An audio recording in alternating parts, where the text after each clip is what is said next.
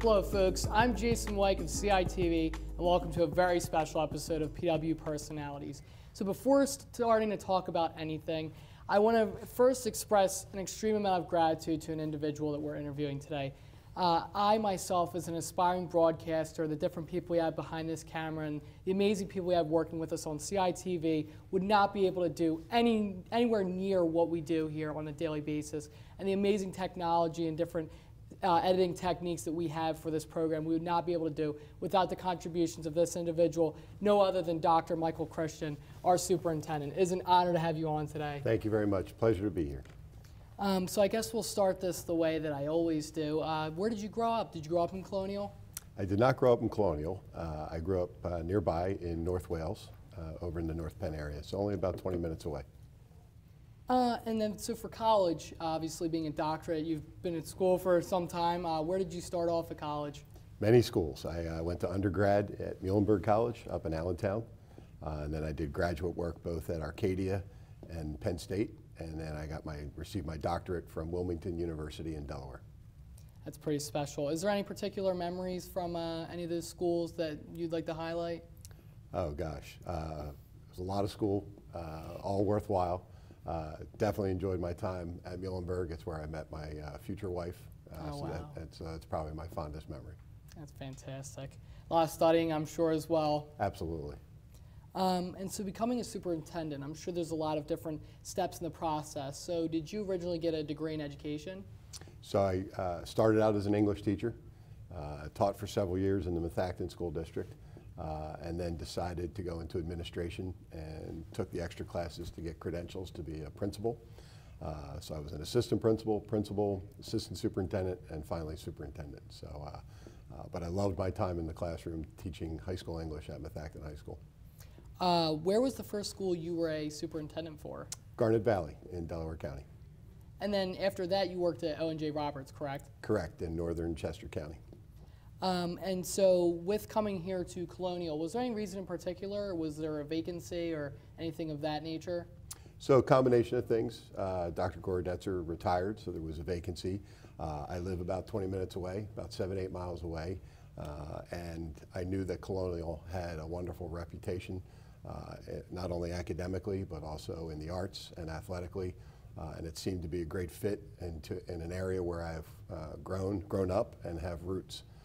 So it's great to be back in the county, working in a wonderful district, and on top of that, I get to be close to home, which is very nice. What would you say some of the main differences between a school like O&J Roberts and PW would be? Very similar districts, both have outstanding programs. More importantly, they have great kids, strong communities, a lot of parent support, board support, community support. Biggest difference is O&J is about 111 square miles. So there were days where it might be snowing in one portion of the district and sunny in another portion of the district. Man, that is so a lot. lot. We're a little tighter here and a few more traffic issues here than in O&J. A few more farms out there. I'm sure. I guess so. So you've worked with Colonial for 2 years, correct? Beginning of my third year, yes. Wow. And in those 2 years, what would be some of the main points of emphasis that you would express pride in? Well, I think obviously the district was doing very well prior to my arrival, and it takes a team effort in anything that you try to do. So great teaching staff, strong administrative team, and support from the Board of School Directors. One of the things we're really happy and proud about is the new middle school project that will be starting, 230,000 square foot middle school that will house up to 1,450 students, and we know the district is growing, so that's important to us to make sure that we have a state-of-the-art building with wonderful technology and educational resources for our kids that can also accommodate larger class size. We've continued to add advanced placement programs at the high school, and presently we're in the application phase of the International Baccalaureate program, which our high school administration will be introducing to the student body very shortly. So I'm not familiar. Is there any information you can give about that program that they are introducing? So the IB program is an international program similar to AP. It focuses on project-based learning, highly intensive with writing. And Dr. Bacani and his staff will be presenting it to the board at the curriculum meeting next Monday night, November 18th, I believe that is. And then they'll be rolling it out and discussing it with the all of the students here in Plymouth White Marsh shortly. And with that point you made about the middle school earlier, so I heard they're calling it almost like a baby boom in the Colonial District with all these new people moving in. And so was that one of the main driving forces behind the introduction of this new school, or would it be more just simply that they wanted a newer facility? Definitely needed a larger facility, so we did consider renovating the existing building and/or building new. We certainly know that both would be expensive propositions. It's an investment in education, and it's a long-term investment. And the board and I just thought that the best way to go would be to build new rather than living through 3 years of renovation as the school continues to grow. Obviously, we have a smaller cafeteria there, smaller auditorium, smaller library, which will all be addressed in the new building. So we'll be able to accommodate the growth. Presently, the 8th grade is about 350, 360 students, but the present 3rd grade is 460, 470 students. So the kids are coming, and our plan is to be ready for them. Only growing from there for Colonial. I guess, so with all of this new stuff going on in the district, would you say that Colonial in recent years have seen a little bit of a thriving almost in interest with parents wanting to come into our district? Oh, absolutely. When you have quality schools in a great location and quality communities, that attracts young families. So that's a wonderful thing. It's a great combination to have. It's a credit to the 3 municipalities that serve the community as well as the school district. So with growth comes challenges, but we'll be ready for them, and we're excited. On a new note, so I can say personally, I've heard your voice several times before meeting you on those phone calls for Snow Day. Obviously, many students, love that so much. With a snow day, what goes into different factors of you making that final decision? Great question. We transport to more than just Colonial. We transport to non-public schools. And we have obviously the tech school that we transport to, in addition to the 5,200 students that attend Colonial schools.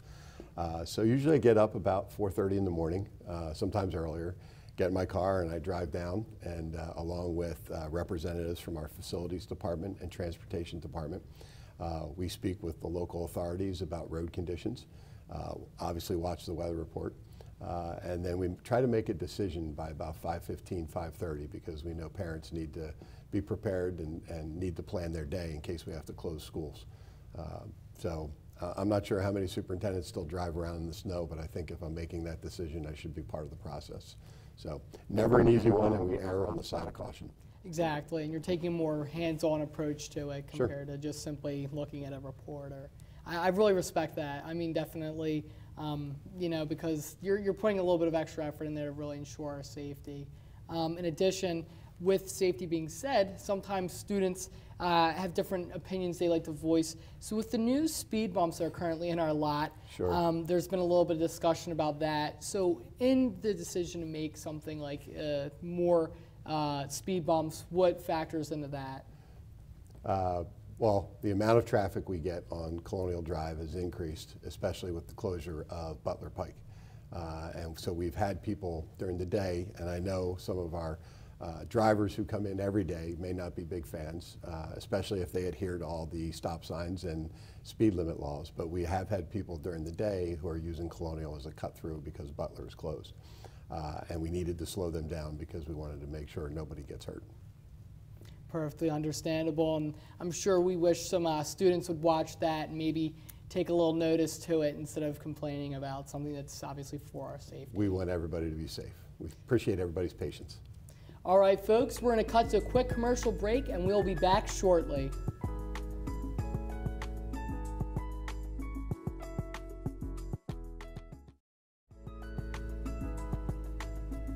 Hi, folks, welcome back. So with our second half here, recently the students of PWHS had an experience with something called Rachel's Challenge. And I heard you're a big proponent of that. So tell me a little bit of how you were able to uncover this and what it meant to you.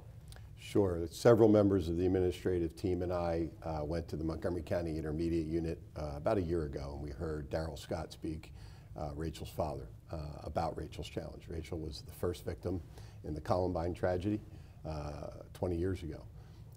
And one of his main tenets in this anti-bullying program is to be proactive and start a chain reaction of kindness.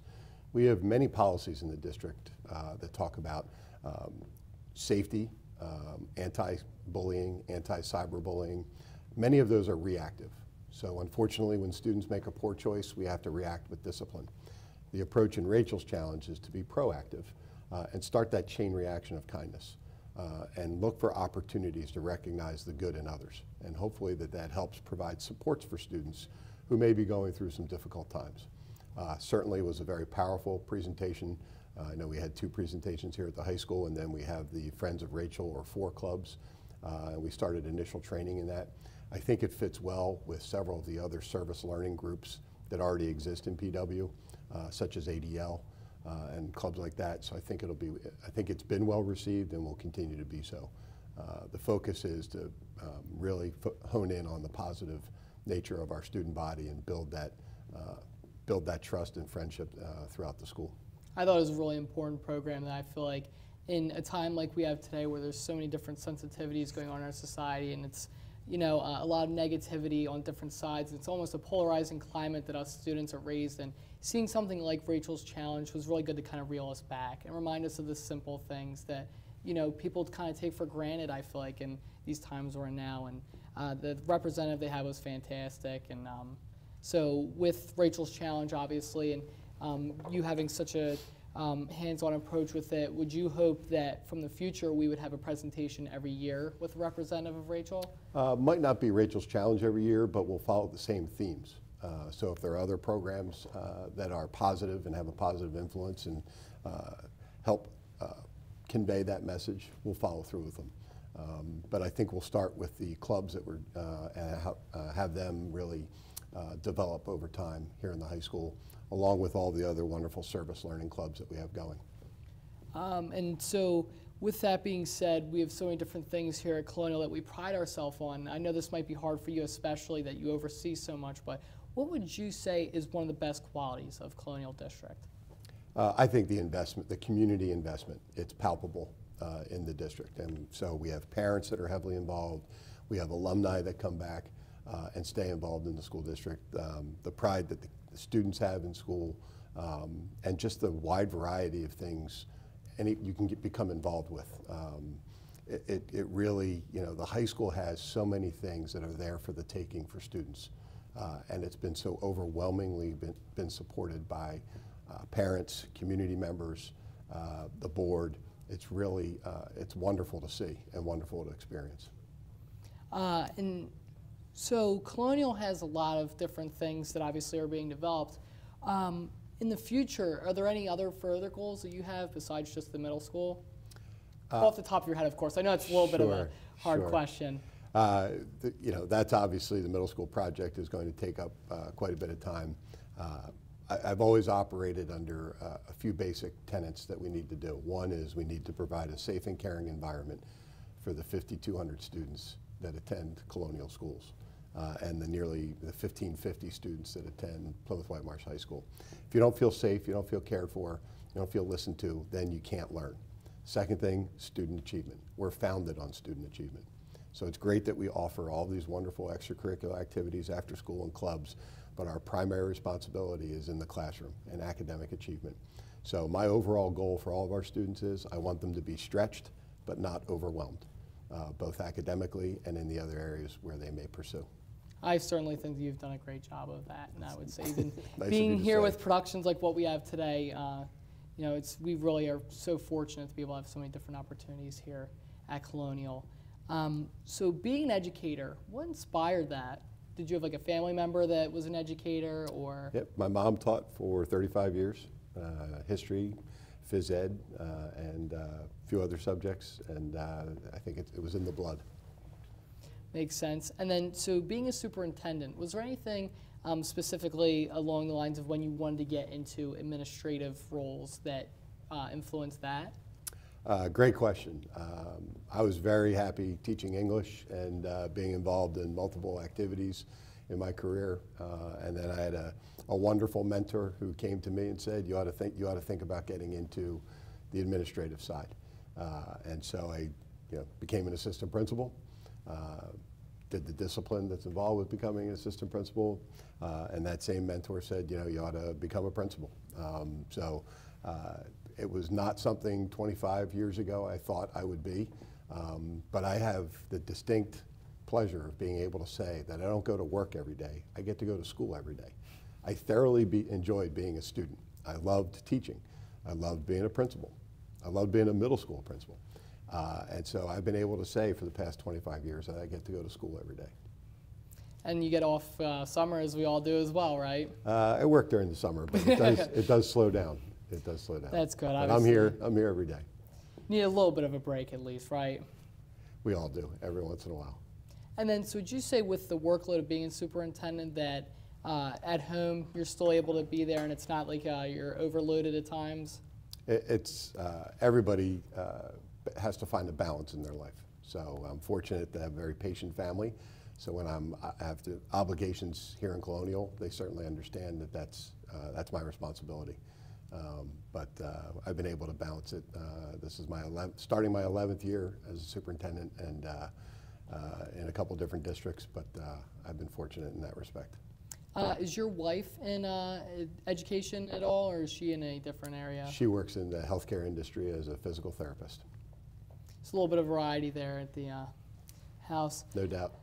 So with the groundbreaking ceremony that happened at the middle school, what was that like to be there, a part of such a monumentous event here for Colonial moving forward? It was great. We had a wonderful crowd. We had the school board all in attendance, and Plymouth Township officials attended as well.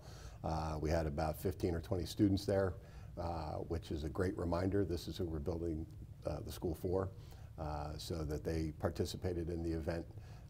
And now it's getting exciting as the tractors and different construction vehicles show up, and we'll be moving dirt very shortly, and before you know it, hopefully before you know it, we'll have a school. Yeah, it's exciting. I actually have two younger siblings that will be going up through the district, and they'll be able to experience that building, and maybe one day I can even tell them I got to interview one of the people that's the main reason you're in such an amazing building. And we'll give you a free tour. There we go. So I guess on another note here, being superintendent, you have to attend every school board meeting, correct? I do. And so at a school board meeting, I guess walk me through a little bit of what it's like being you at that meeting. So we're a committee of 10, but only 9 of the 10 members vote, and that's the board of school directors. So they are elected by the community at large. And then I work closely with the board in their decision-making process. So I provide guidance as it relates to educational decisions, financial decisions, facilities decisions, those types of things. And we work together. My overall job is the day-to-day operation of the school district and all the schools within Colonial School District. Superintendents recommend, the boards vote on decisions. How often is every meeting for the school board typically? So the board has one business meeting a month, but there are a variety of committee meetings that take place.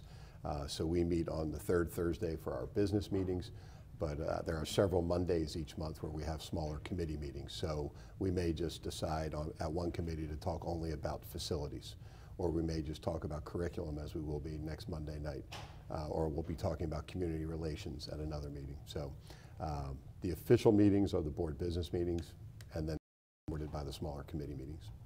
And with some of the people that you work with on that board, and you were saying it's a team effort, would you say is one of the more difficult parts with going through meetings like that, of being able to come together at times? The board has to they represent the community, and they have to make challenging decisions. You know, we've talked about the middle school a lot tonight. That's not an easy decision for the board to make. They want to be good stewards of our taxpayers' money. They want to promote and have a very strong, robust curriculum, but there are costs associated with that. And the board has done great work and diligent work in making these decisions, whether it's supporting the new middle school or passing the budget on a yearly basis. And they have constraints with which they're working. And this board in Colonial for many years has always had that delicate balance between providing quality educational opportunities with fiscal responsibility. And that's an ongoing challenge for them, and they've done a very nice job of it. I mean, it's a full team, right? Like the saying, it takes a town, and has to be. Yeah. So with all the different schools in our district, on a yearly basis, would you say that you visit each on an almost equal amount, given the elementary, middle school, and high school? I try to visit a school every day. Some days are better than others, but I try to visit a school every day. I have a wonderful assistant who reminds me if I have not been to one of the schools in a few days. Because the high school is so large and because of the number of events, I think it's very natural in any school district that the superintendent will probably be in the high school more than some of the other buildings. And that's not to slight the other buildings, it's just the reality of having over 1,500 students and dozens of clubs and activities just going on all the time.